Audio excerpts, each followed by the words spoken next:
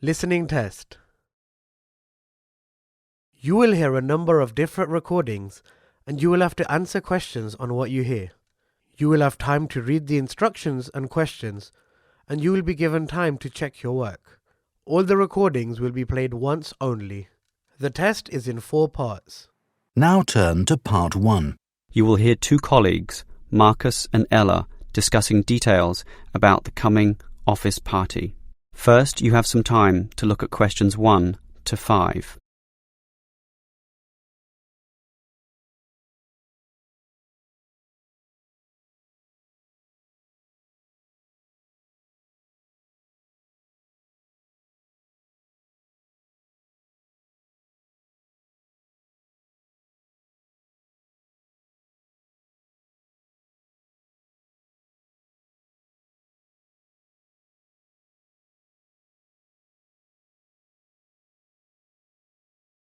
You will see that there is an example that has been done for you.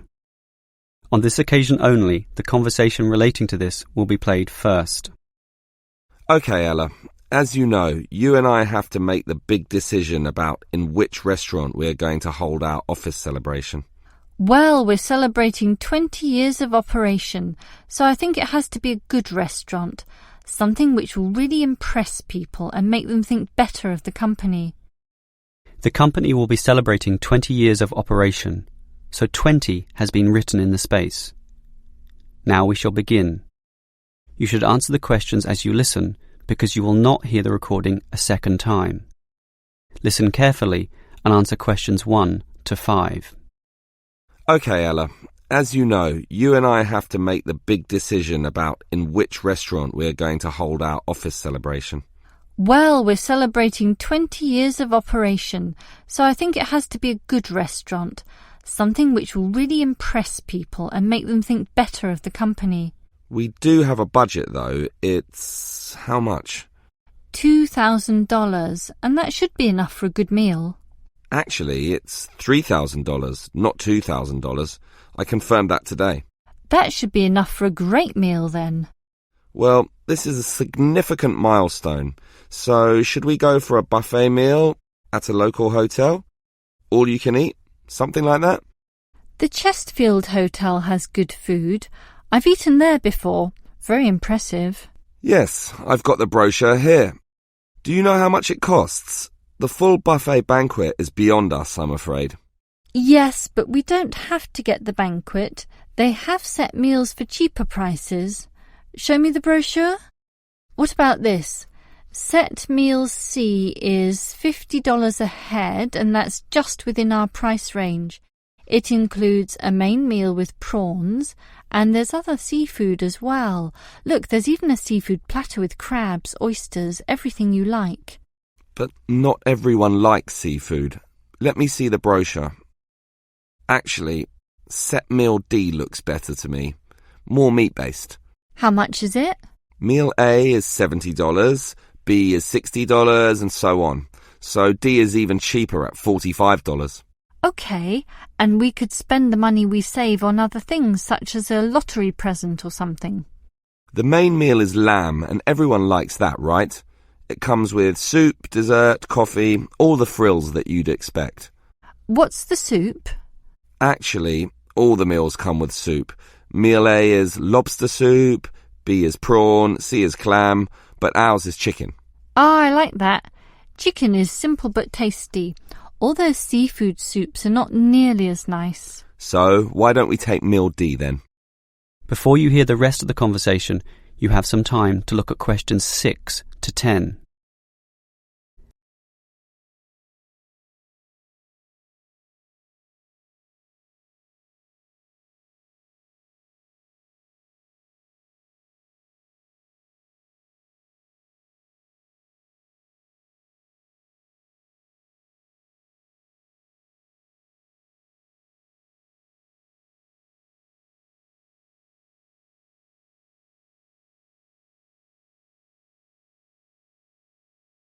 Now listen and answer questions 6 to 10. All right, we've picked the restaurant and meal for this celebration, so that just leaves the time and date to be decided. We need to do it soon.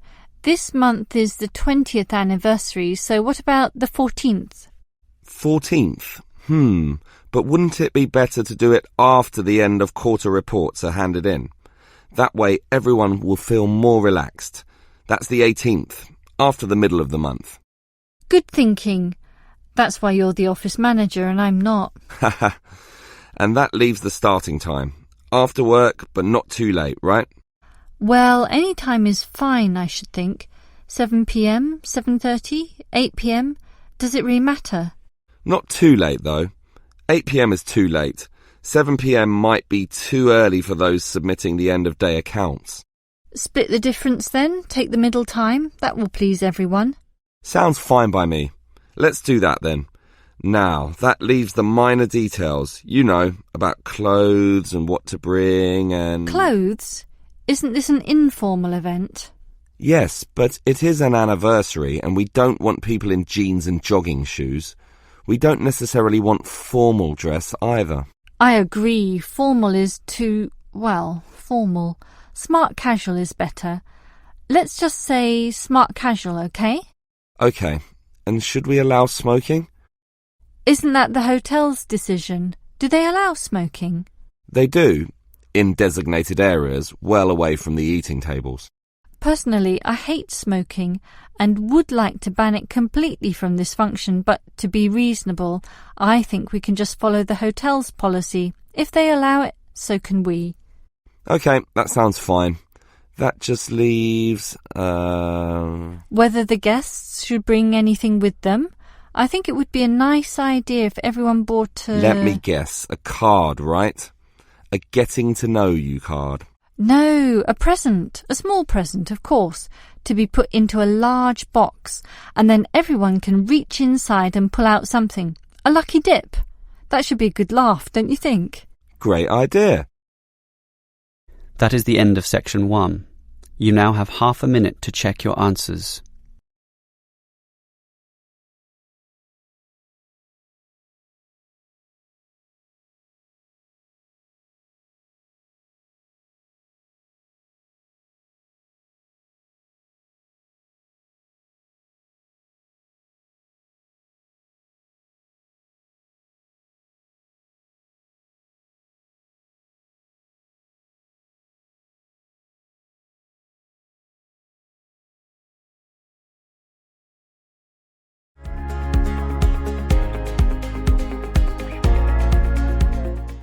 Part 2.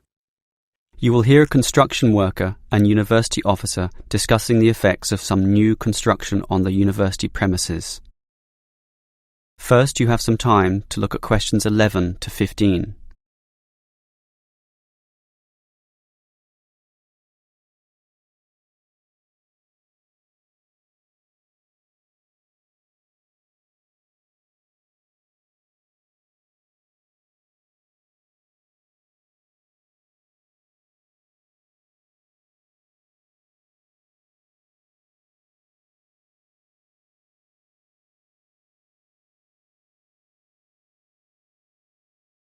Now listen carefully and answer questions 11 to 15. Hello, Helen, is it? Yes, that's right. And let me begin by saying that your construction is already causing considerable disturbance to our student body. I'm afraid we have deadlines to meet, but you did ask for a timetable. We can certainly try to do the noisiest work at specific times when it least disrupts the students. Good. I've already emailed you about sensitive times of the day. Obviously, our lunch period is the best time for you to do all the noisy work. Yes, and as a result, in that time we are reserving all the jackhammer and drilling work necessary for breaking up the old concrete paths. So that will be between noon and 1:30 p.m. It will result in some delays to us, but not enough to significantly put us behind. So we're happy to do it at that time. The other time you mentioned as favourable for our noisiest work is after 5 p.m. As you know, due to the deadlines, we work at night to 8 p.m. Yes, I see the lights at night when I walk to my car. Well, we can similarly put most of the digging of earth, or in other words, the excavation, to that time. And that work is certainly noisy due to the engines of the earth-moving vehicles. Inevitably, of course, there must be some noise during the day, and I think that the best we can do is concentrate it at one specific time so that at least you can anticipate it. That time will be from 10 a.m. to noon. We've just finished cutting down and sawing up all the trees, so that morning period will now primarily be involved with the pouring of concrete. That must be done early in the day to allow the concrete to harden during the daylight hours. It will involve considerable noise, I'm afraid, mostly from the trucks and concrete mixers, so expect some racket in those 2 hours. So what will happen in the late afternoon?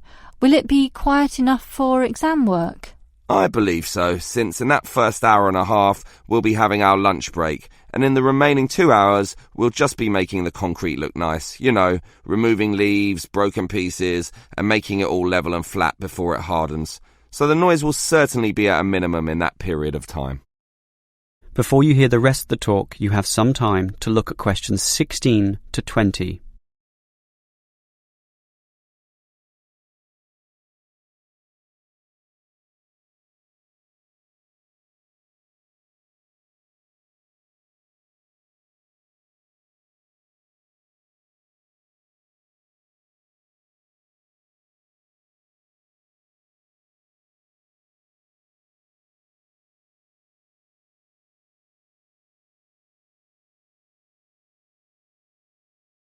Now listen and answer questions 16 to 20. Well, it's good to know this construction activity won't disturb us too much, and I trust it's all worth it. Perhaps you can tell me how this new plaza will look when it's all finished. Can you give me some idea of the final appearance? Oh, it's going to look very nice. For a start, right now we've just got concrete paths, and as you can see, we're breaking that up and removing it, and soon we'll be laying polished stone. Really? Stone? And polished too? Yes, it will look very good, nice and shiny, giving a touch of class. The university is certainly spending some money on this. I guess it will be the showcase plaza, especially with a fountain as well in the front corner. And there'll be shops too at the back in that other corner area. Right now it's just empty space, but soon you'll be able to buy things there, not just from one shop either, but many. I suppose that will help the university draw some income as well. And see that long narrow part on the left-hand side? We had planned to put seating there, but we soon realised that wasn't such a good idea. We thought about a coffee shop, but finally decided that it would be better to have a garden, since there's so much natural sunlight around that area, so that's what we're doing. It should look very nice indeed, particularly when it grows a bit. And after some thought, it was decided to put the seating in the centre of the plaza, since being right in the middle allows everyone to be seen, and everyone to see everything, creating a very fun atmosphere. Along those same lines, that is, in order to create a better atmosphere, we're changing the facade of the buildings facing into the plaza. Right now there's nothing there, just walls without any ornamentation. We thought that we could either paint them with interesting pictures, perhaps with modern art or that sort of thing, but then decided to simply hang plants there, in keeping with the natural look of the place. Well, keep up the good work. I'm sure it's going to look wonderful when it's all finished. That is the end of section 2. You now have half a minute to check your answers.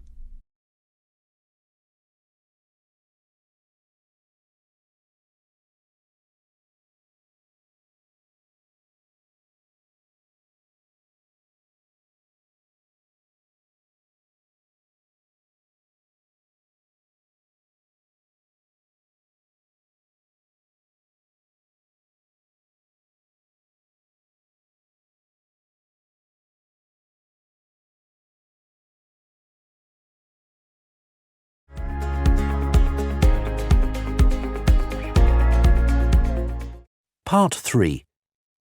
You will hear a conversation about a student thesis.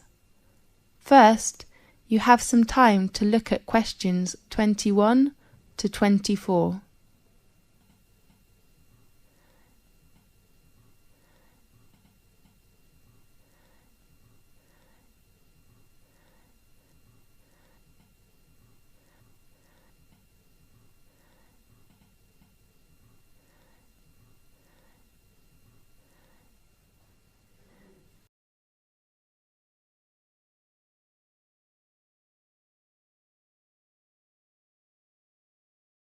Now listen carefully and answer questions 21 to 24. Come in, please. Good afternoon. Oh, I am sorry. Is it Professor Lee's office room? No, it is room 640. His new room number is 614 on the right of this corridor. Thanks a lot. You're welcome. Come in, please. Good afternoon, Professor Lee. Good afternoon. Come in, please. I remember our tutorial time is at 2 o'clock, right? Really? Oh, I am so sorry. I remember it is at 1:30. So I go to common room to wait for 30 minutes, okay? No, I'm free now. Let's begin. I am so sorry. That doesn't matter. So, how about your work? In fact, Professor Lee, can I get an extension of time to hand in my work?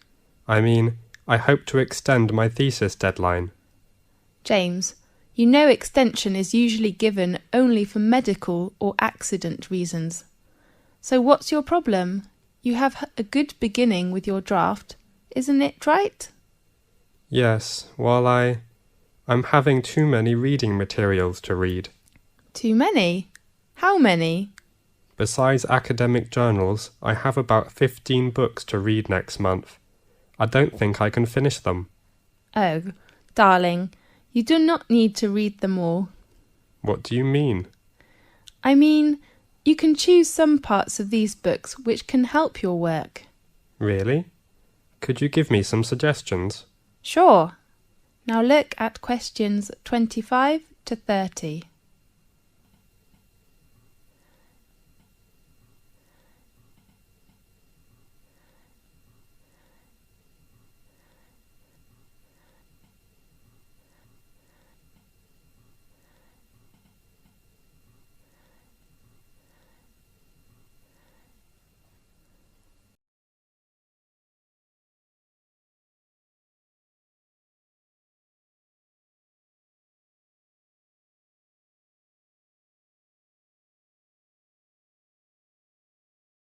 Now listen carefully and answer questions 25 to 30.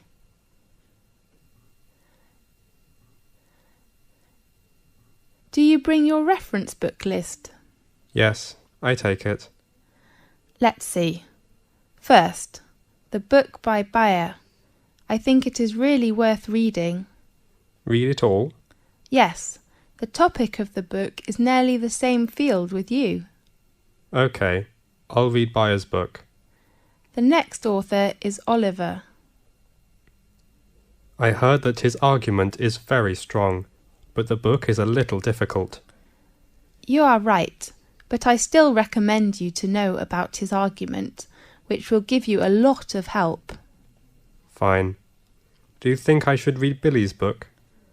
About Billy. I have to say his work is very good, especially his research method, but you do not need to read it now. Right. The last author is Andrew. How about his book? In my opinion, the one by Andrew says the research findings. I mean, his last part is very excellent, clear and persuasive. I agree with you. I'm reading the book now. Great. How about others? I suggest you finish these books next month, and then we will talk about others, okay? Okay. Have you begun your research work? Yes. How are things going? That's okay, except the research method. What's wrong with the method? I have made some interviews, Yes. but I found they couldn't give me the data I need. Who are the interviewees? Some are our classmates and others are schoolmates. Oh no. James, it's better for you to interview some professionals. Do you think it is better for me to change another research method, such as questionnaire? I don't think you will have enough time to design it and then analyse your research data. That will waste you a lot of time. You're right. And pay attention to your reference. Reference books? No, I mean you should make clearly about what reference books you read, and then write them after your thesis. OK, I'll make them clear. Fine. I hope to see your work quickly. I hope too. Thanks for your help, Professor Lee. That's okay. See you next time. See you.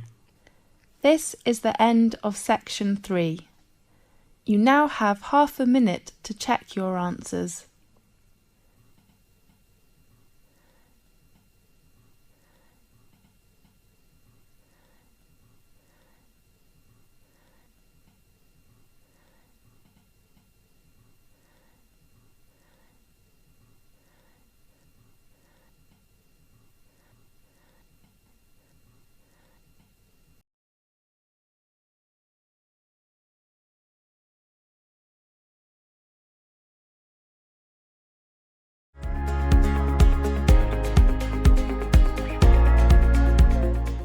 Part 4.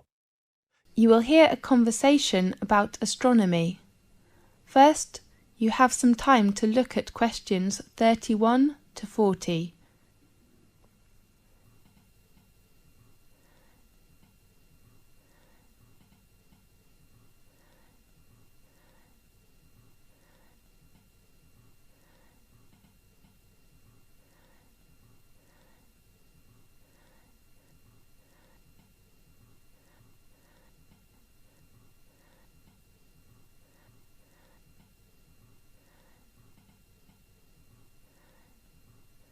Now listen carefully and answer questions 31 to 40.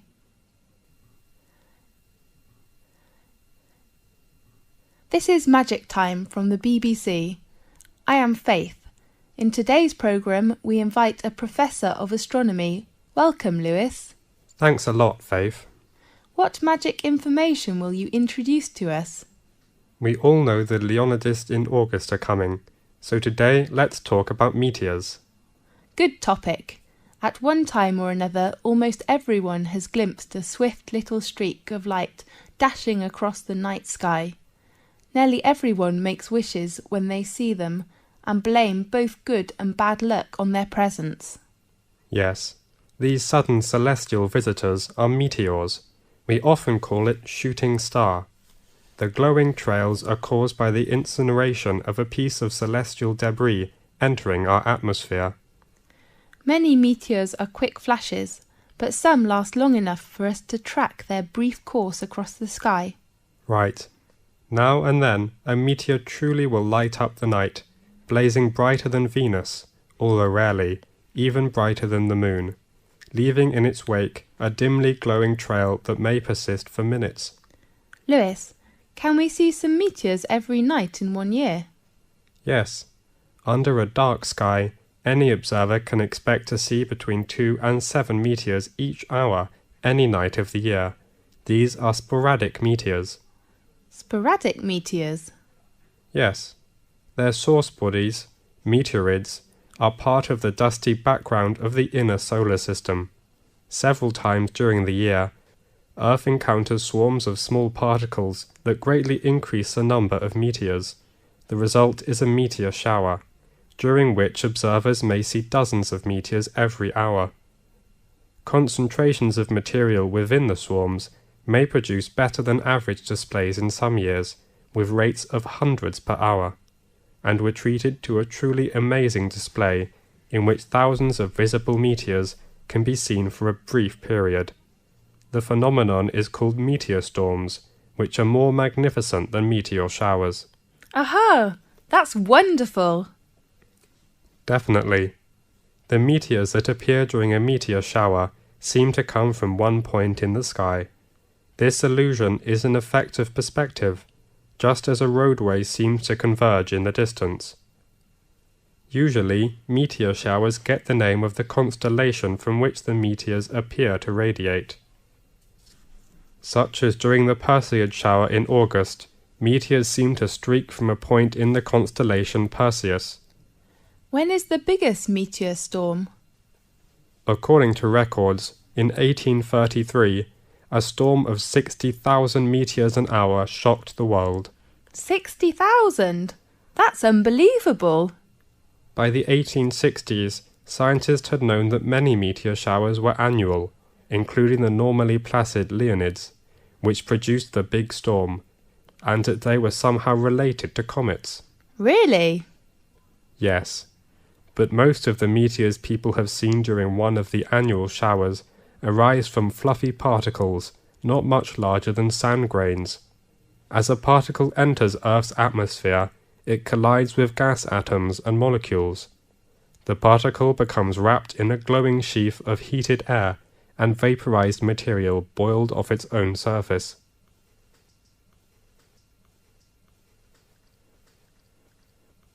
Whether meteor is very near to us when it appears? No, in fact, it is an illusion. However, even well-trained professionals can be fooled, such as airline pilots have swerved to avoid meteors that were actually 160 kilometers away. A meteor that appears brighter than any of the stars and planets is a fireball. Fireball? That's so interesting. Yeah. Most meteors are seen 80 to 120 kilometers above the ground. Sometimes someone will claim to see a fireball land on a hilltop, but in fact a real fireball first appears at a height of about 125 kilometers and loses its brightness while still at least 20 kilometers above the ground. Yes. What colours do meteors have? Usually, most meteors look white, but some also appear blue, green, yellow, orange, or even red. What will happen if a meteoroid gets to the surface of the Earth without being completely vaporized? It will be a meteorite. I heard meteorites were long ago thought to be cast down as gifts from angels. Yes, and others thought the gods were displaying their anger. Really? As late as the 17th century, many believed they fell from thunderstorms. They were nicknamed thunderstones. Many scientists didn't believe the accounts of people who claimed to have seen meteors, and some experts were skeptical that stones could fall from the clouds or the heaven. Yes. One of the most significant meteorite events in recent history destroyed hundreds of square miles of forest in Siberia on June the 30th, 1908. According to local witnesses, a ball of fire streaked through the sky and seemed to enter the atmosphere at an oblique angle. It exploded, sending out hot winds and loud noises, and shaking the ground enough to break windows in nearby villages. Small particles blown into the atmosphere lit the night sky for several days. So, nowadays, the prevailing theory holds that a meteor exploded just above the surface. Yes. Most impact craters and basins larger than the meteor crater are heavily worn away or have been buried by rocks and dirt as the Earth's surface changed. At present, Chicxulub Basin, centered in Mexico's Yucatan Peninsula, is the largest one. The diameter of basin is around 300 kilometers. Rock samples obtained by drilling into the basin show that an asteroid struck the Earth there about 65 million years ago. Does that the same period with the dinosaurs disappeared? That's right. Many scientists believe this debris caused climate changes which made the dinosaurs not survive. We do really hope that will never happen again. Right. Okay, thanks for watching today's programme. See you next week. This is the end of section 4. You now have half a minute to check your answers. That is the end of part 4. You now have 30 seconds to check your answers to part 4.